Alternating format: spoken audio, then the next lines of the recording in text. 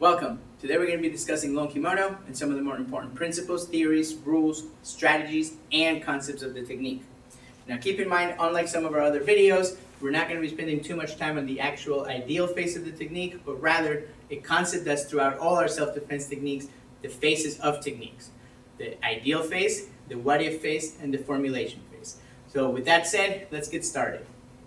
So this is of an applied minor with their left hand to our lapel, where it's static. It's neither pushing us nor pulling us forward. So they're fully extended and they just grabbed us. So we're going to start by obeying rule number 1, establishing our base. The key thing to focus here is that we're doing this slightly different than we typically do, where we're breaking up the timing of distance and rotation. So instead of doing distance with rotation, we want to do distance, then rotation. And the reason we're doing that is to have the rotation aid on our actual attack or defense, depending on which way you're looking at it. So other things that are happening here is we're getting the upper hand, we're keeping our elbow anchored, and we're using pivot points to deliver the strike rather than the squeegee. So what I mean by that, we're not using the width of the weapon, but rather a line and then a pivot point to create the lock and cancel the opponent's weapons. So keep in mind the strategy of the technique. We want to cancel their weapons, take advantage of them, and then strike.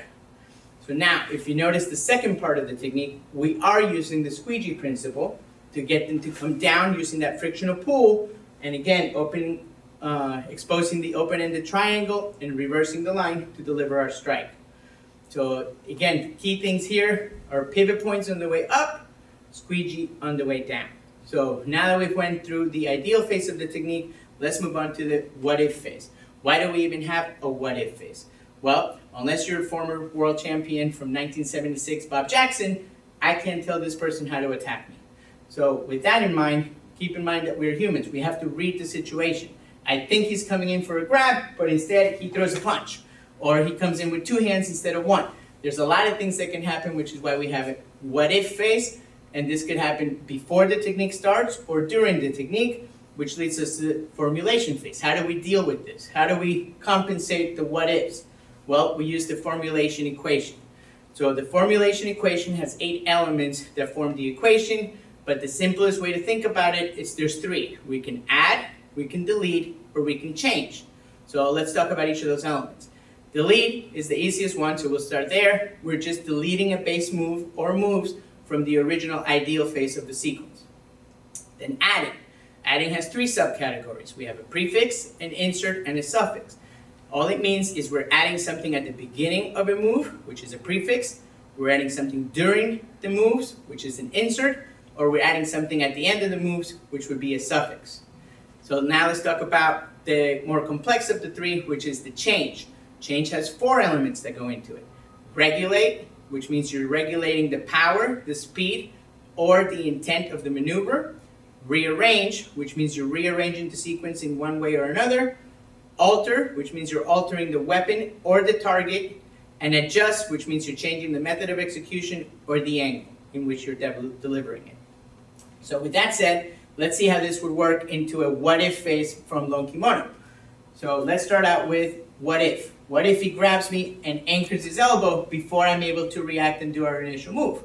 Well, if I try to do Lone Kimono, notice it's hard for me to be able to step back and extend this arm. So this is where we're going to start doing adding. I'm going to add a prefix. So remember, in order to change a defense into an offense, we elongate the circle. So that's what I want to do here. I just add an if prefix so that I can get their mind off what they're doing, and I'm able to extend so I can continue doing what I wanted to do. So now that we're here, we're going to add a move in the middle. We're going to do an insert. So I'm going to add a strike on my way up to do the squeegee. And then now that we've finished the technique, this is where we can add a suffix, which means we added something at the end of the technique. So notice we added a prefix, an insert, and a suffix. So that takes us through adding. Well, what about delete? When would we use delete? Well, the easiest way to do that would be moving into our change. So let's assume we get to this position and I forget to regulate my power, or I overcompensated because I thought it was really strong and I end up breaking the arm or the elbow joint at the elbow. So I no longer need to clear this arm. So now, again, using the formulation phase, I'm going to delete the rest of the sequence. I'm going to alter my angle or adjust my angle and alter my weapon and target and move on to something else. So the only one that we haven't covered yet is rearrange. So let's go back to that same what if. He grabs me and pulls me in. So now instead of trying to do all these things to extend the arm, well, we just rearrange the sequence. We do the end of the technique and then try to move on to the beginning. So now that we went through that and we talked about all the phases from the ideal, the what if, and the formulation phase, let's show you how we can apply Lone Kimono using the formulation equation. Up. We hope this video helps you understand the American Kenpo system a little bit better. Thank you very much.